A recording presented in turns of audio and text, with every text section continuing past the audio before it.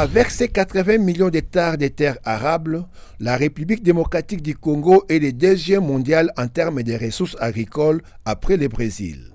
La RDC est l'un des rares pays africains qui ont un potentiel énorme pour le développement d'une agriculture durable, une diversité des climats, un important réseau hydrographique, un énorme potentiel en matière de pêche et d'élevage. Cependant, le pays est le deuxième le plus touché par l'insécurité alimentaire dans le monde, selon les Nations Unies. Dépourvu pendant plusieurs décennies d'une politique agricole, plus de la moitié des Congolais ne mangent pas à leur faim. Notre drame est que depuis l'indépendance, ou bien avant, on a concentré tous les efforts sur les mines. On a oublié qu'il y avait le sol, on a oublié qu'il y avait des populations. Eh bien, cette ambition-là, nous voulons la réaliser maintenant, que les sols prennent la place des sous-sols. Cette volonté politique exprimée du premier gouvernement congolais sous Félix Tshisekedi est loin d'être une réalité. Aujourd'hui encore, il est difficile de trouver des produits congolais sur les marchés de Kinshasa. Tout ou presque est importé et les acteurs du secteur de l'agriculture souffrent d'un manque de moyens. Seuls 10% des sols arables congolais sont exploités à ce jour. On peut 10 à 20 à 40 traitements, tout dépend de la force musculaire. C'est un travail difficile, mais qu'est-ce qu'on peut faire? Il faut que tu puisses travailler. Nous avons un problème de transport. C'est un problème d'acheteurs. Les produits sont là, mais les acheteurs ne sont pas là. Les coopératives de petits producteurs, spécialisées par culture, peuvent créer un environnement commercial le plus propice pour développer ce secteur en RDC. Ces coopératives sont aussi des structures idéales pour organiser la formation technique visant l'intensification de l'agriculture. Ils n'ont pas assez de moyens. Il n'y a pas de banque agricole pour financer les activités des petits paysans ou bien des paysans en général. Ça fait que les producteurs n'arrivent pas à s'acheter des intrants de qualité, des semences de qualité. Le développement accéléré et soutenu de l'agriculture est la clé du développement économique et de la réduction de la pauvreté en République démocratique du Congo. Pour pallier au chômage et réduire la malnutrition, il est indispensable de moderniser l'agriculture, faire d'elle une activité intéressante, investir dans les secteurs agricoles selon ses besoins et faire d'une planification axée sur les résultats. Je déclare ouverte la session de haut niveau. C'est à ce terme que le directeur de cabinet, représentant de la vice-premier ministre, ministre de l'Environnement et Développement durable, a ouvert la 12e table ronde multi-acteurs sur la foresterie communautaire en RDC du 12 au 14 octobre 2021 à Kinshasa. La 8e table ronde multi-acteurs sur la foresterie communautaire est organisée dans l'objectif de pouvoir donner un contenu aux groupes thématiques de travail qui devront réfléchir sur le contenu à donner aux discussions à venir sur ce processus. Nous voulons que le gouvernement fasse de ce processus une priorité parmi ses priorités. Durant ces 2 jours, ces thématiques ont été traitées suivant les enjeux et défis liés à la gestion et exploitation de concessions forestières de communautés locales CFCL. Les réflexions ont été approfondies et sanctionnées par de notes techniques d'orientation qui seront débattues lors de la prochaine table ronde. Le premier groupe thématique en rapport avec la gouvernance, genre et peuples autochtones. Et la deuxième thématique est aussi qui parle de la viabilité économique et environnementale. Oui. Mon impression est que toutes les 2 thématiques concourent pour le bien-être de la communauté et des peuples autochtones à travers l'obtention des titres de propriété de leurs forêts. Il y a eu des travaux de 2 groupes sur l'évaluation et suivi des impacts sur la foresterie communautaire et également la procédure d'attribution des concessions forestières de communautés locales. Ensemble avec le groupe, ces 2 différents groupes, nous avons réfléchi sur la possibilité d'évaluer la procédure d'attribution, de gestion et d'exploitation dans une concession forestière de communauté locale et également mettre en place un mécanisme de suivi des impacts dans les concessions forestières de communauté locale. Ces activités de table ronde sont financées par l'Agence des États-Unis pour le développement international, USAID, jusqu'en 2025, au-delà, pour soutenir la conservation de ressources naturelles, le développement économique, pour ainsi appuyer la vision du gouvernement congolais de promouvoir la gestion durable de forêts sous le leadership des communautés locales. La foresterie communautaire constitue une importante opportunité pour donner aux communautés locales, notamment aux peuples autochtones, les moyens de gérer durablement leurs forêts et d'en tirer profit. En outre, les modèles de gestion communautaire doivent être alignés sur les valeurs traditionnelles, la bonne gouvernance et la prise en compte des groupes marginalisés tels que les femmes et les peuples autochtones. Prenant part activement à ces assises, le peuple autochtone, victime d'expulsion et d'accaparement de terres, apprécie à sa juste valeur les processus de la foresterie communautaire, lequel représente pour eux une grande opportunité. Et égard avec l'importance et le souci de maintenir notre supermarché, notre habitat naturel qui est la forêt, les peuples autochtones ont dit oui au processus de la foresterie communautaire et c'est à remercier le gouvernement congolais et ses partenaires de pouvoir nous apporter cette opportunité. Parce qu'il y a très longtemps, on a été victime des spoliations, des accaparements des terres, mais avec le processus de la foresterie communautaire, vient bloquer ces genres de discussions. Cette session, qui a connu la participation de plusieurs parties prenantes, a débuté par un atelier technique afin de proposer des recommandations concrètes et demander un pilotage politique pour faire face aux principaux défis et opportunités liés à la foresterie communautaire en RDC, a été clôturée avec une session de haut niveau. À l'approche de la COP26, le gouvernement congolais et l'ensemble de la communauté internationale placent la foresterie communautaire au centre de la solution pour lutter contre le changement climatique en faveur du développement durable. Les communautés locales et le peuple autochtone ont donc un rôle à jouer dans la conservation des écosystèmes forestiers qui sont essentiels à l'équilibre climatique mondial et à la préservation de la biodiversité. À quoi ressembleront les villes post-coronavirus? S'achemine-t-on vers des villes sans voiture? Quelle infrastructure pour réduire les émissions de CO2? Telles sont, entre autres, des questions abordées lors des 17e éditions du Forum des 100, ouvert le jeudi 14 octobre à Lausanne, en Suisse. Prenant part à cette réunion, la vice-première ministre en charge de l'environnement, Eve Bazaiba, a vanté les potentialités qui regorgent la République démocratique du Congo qui, selon elle, constituent des réponses incontournables à la crise climatique actuelle. Pour que ces forêts continuent à rendre service à l'humanité, nous avons besoin de ces forêts debout.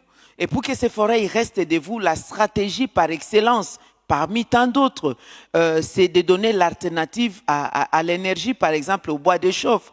Le Congo regorge cette réponse-là avec le fleuve Congo qui est deuxième au monde de par sa longueur et deuxième au monde par son débit, d'un côté après le Nil et après l'Amazonie, le fleuve Amazon. Nous avons la possibilité d'y acquérir l'énergie hydroélectrique avec le barrage d'Inga, par exemple. Eve Bazaiba a martelé sur le fait que les compensations ne doivent pas être considérées comme une aide, mais plutôt un droit des investissements durables pour la RDC. Nous demandons aux pays industrialisés, aux pays pollueurs, on ne les condamne pas, nous tous nous voulons l'industrialisation, mais l'industrialisation a le revers de la mer, c'est qu'il y a la pollution.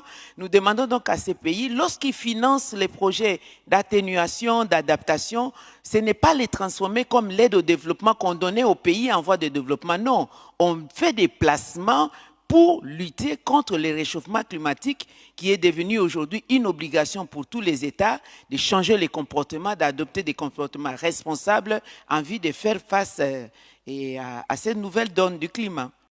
Axé sur les thèmes « Les villes au cœur du changement », ce forum a été une occasion pour la RDC de rappeler l'exigence pour les États du monde de respecter leurs engagements souscrits dans le cadre des objectifs d'atténuation. Le Forum des 100 est une plateforme de débats et de réseautage articulée autour d'une conférence annuelle animée par plusieurs orateurs suivant leur expertise dans les différentes thématiques.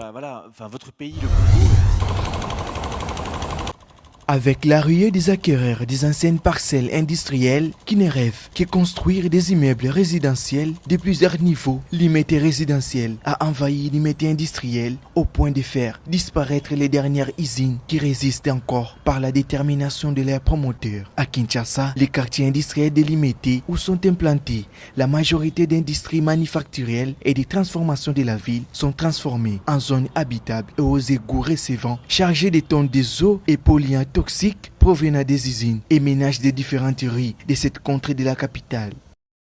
Quand le colonisateur a aménagé la ville de Kinshasa, si vous remarquez bien, à l'unité, il n'y avait pas de canalisation. Parce que le colonisateur avait dit, bon, le sol est assez grand, il y aura une grande condition d'infiltration. Il y aura maximum de sol qui va commencer, maximum d'eau, une grande quantité d'eau qui va commencer à s'infiltrer. Puis, très peu d'eau va commencer à entrer dans les... va ruisseler jusqu'à entrer dans les cours d'eau et aller vers le fleuve. Mais le problème avec tout ce qu'on a fait comme construction, le coefficient d'infiltration a diminué. Ce qui fait que la quantité d'eau qui devait s'infiltrer ne s'est plus infiltrée. Elle ruisselle et puis elle va dans les cours d'eau. La capitale congolaise connaît une intense prolifération d'unités industrielles et une urbanisation spectaculaire, enregistrant pour ces faits une migration et un exode rural massif. La raison pour laquelle les communes jadis non habitables deviennent de plus en plus résidentielles, ce qui fait en sorte qu'à chaque pluie, l'immeuble se remplissent d'eau. Ces dégâts causés par la pluie dans ces quartiers relancent la problématique des constructions anarchiques que déplore Benadia Kiesé, expert en aménagement du territoire. Cette concentration de la population, ça diminue le coefficient d'infiltration du sol. Quand ça diminue le coefficient d'infiltration du sol, ça augmente le ruissellement. Et quand ça augmente le ruissellement, l'eau, il y a un problème par rapport à la pollution, n'est-ce pas? Par rapport aux inondations. Regardez par exemple, quand il pleut, regardez ce qui se passe dans la commune de Limité.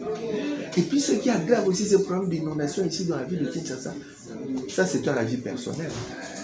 C'est les travaux qui ont été réalisés par les Chinois. Nous remarquons que les chaussées ont été simplement surélevées par rapport à l'environnement. Et qu'est-ce que nous remarquons? Parce que l'eau, il ne faut pas l'empêcher de passer, mais il faut la canaliser. L'eau ne sait plus où aller. L'eau maintenant commence à entrer dans les parcelles des gens. Parce que cette eau-là n'est pas canalisée.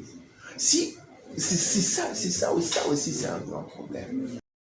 En République démocratique du Congo, en général, et à Kinshasa en particulier, aucune disposition n'est prise pour gérer les effluents industriels déversés dans l'environnement. Pourtant, ces rejets polluent les eaux réceptrices et perturbent la physiologie des écosystèmes. Désormais, avec la présence des habitations, il s'ajoute également une autre catégorie de déchets plus dangereux auxquels les résidents devraient faire encore plus d'attention, les ordures ménagères. La Société civile verte de l'environnement de la RDC a au cours d'une matinée d'information porté devant l'opinion congolaise les questions phares qui feront l'objet des débats à la conférence des partis COP26 prévue à Glasgow au mois de novembre de cette année. Sous les thèmes Journée d'information, conférence de Glasgow contre les changements climatiques. Pour espérer la réussite de cette 26e conférence des partis sur le climat, Patrick Bakwa, coordonnateur national de cette structure environnementale, a-t-on présenté une note de contribution en rapport avec l'accord global sur l'intégration des transferts de développement de la technologie propre au sein des pays en développement énergétique et solaire. Il est également prévu dans cette note un plan de développement des institutions scientifiques nationales et globales, les renforcements des capacités à travers les accords des bourses ou bénéfices des recherches des sociétés et des communautés locales. Nous avons pondu un document c'est ce que nous appelons la note des contributions. Ce n'est pas une note de position. La SOSIEV voudrait accompagner, n'est-ce pas, le gouvernement dans ses actions salvatrices dans le cadre de la lutte contre le changement climatique. Nous n'entendons pas être l'ennemi du gouvernement, nous entendons être tout simplement une force de proposition. Nous avons présenté quelques recommandations pour le moins essentielles, des recommandations phares, notamment dans le secteur de l'énergie, dans le secteur de la biodiversité, dans le cadre de la nécessité de pouvoir sauvegarder les écosystèmes des mangroves. À quelques semaines de la conférence des climats de Glasgow, les pays signataires de l'accord de Paris sont tenus à soumettre leurs conditions déterminées nationales en termes d'efforts fournis pour cette lutte. On croit le professeur Rifin Sielolo Kitoko, les enjeux autour de cette réunion sont plus que cruciaux. Les pays signataires doivent marquer leur implication pour commencer à résoudre les problèmes. La RDC, nous savons tous que c'est une grande puissance, c'est le deuxième poumon au monde. Et nous avons travaillé longtemps ces derniers temps sur notre contribution déterminée à l'échelle nationale. Il faudra que les pays puissent trouver, n'est-ce pas, des financements pour faire face à l'atténuation et à l'adaptation au niveau du pays, dont la hauteur des financements est à 48 milliards de dollars américains pour faire face à l'adaptation, pour lutter contre les changements climatiques dans les deux volets de l'adaptation et de l'atténuation. Après avoir été reporté dès novembre 2020 à raison de la pandémie de Covid-19, cette année, les principales discussions vont tourner autour de la neutralité carbone, les politiques visant à aider les communautés vulnérables à s'adapter aux conséquences de la crise du climat et les moyens de financement. Plusieurs élèves de l'école Mont-Amba de la ville de Kinshasa ont été sensibilisés sur les enjeux des changements climatiques, notamment sur les conséquences du réchauffement de la planète, sur la vie des hommes et de l'environnement, ainsi que sur l'attitude à adopter face à ces fléaux. La méthodologie au cours de cette campagne de sensibilisation était de commencer par la remise à niveau des élèves sur les concepts environnement, changement climatique et gaz à effet de serre. Après cet exercice, il s'ensuivait d'un flux de questions-réponses qui ont permis aux élèves de ressortir et même l'importance de défendre l'environnement tant sur les plans économiques que sur les plans socio-culturels. En tant que jeune de la RDC, leader de débat, je pense que l'on devrait s'activer réellement sur le changement climatique. Pour moi, j'ai besoin que vous puissiez partir partout et vous puissiez sensibiliser tout le monde, pas seulement les écoles, même dans des maisons, vous puissiez les sensibiliser. Dans les 24 communes, vous puissiez descendre. C'est ça mon but le plus important. Cette activité organisée par les mouvements des jeunes pour la protection de l'environnement, MJPE Asbel, s'est inscrite dans le cadre de sa campagne « Je suis jeune, j'agis pour le climat ». L'objectif de cette campagne lancée ce vendredi 15 octobre est d'informer et former les élèves sur l'importance de l'arbre dans leur milieu de vie respectif ainsi que dans la protection de l'environnement en général. L'idée derrière cette activité est d'impliquer beaucoup plus de jeunes dans cette lutte contre le changement climatique qui devient de plus en plus une réalité actuellement au monde et aussi ici en République démocratique du Congo. Nous rentrons satisfaits et nous espérons que sur les élèves que nous avons eu à cibler, il y a quand même un bon nombre qui a saisi les messages, il y a un bon nombre qui pourra être messager, qui pourra témoigner et qui pourra aussi transmettre ce que nous avons fait aujourd'hui et ainsi de suite. Cette campagne n'est qu'un début. Il y aura des activités qui vont suivre. L'idée est d'étendre ça dans presque tous les districts de la ville-province de Kinshasa.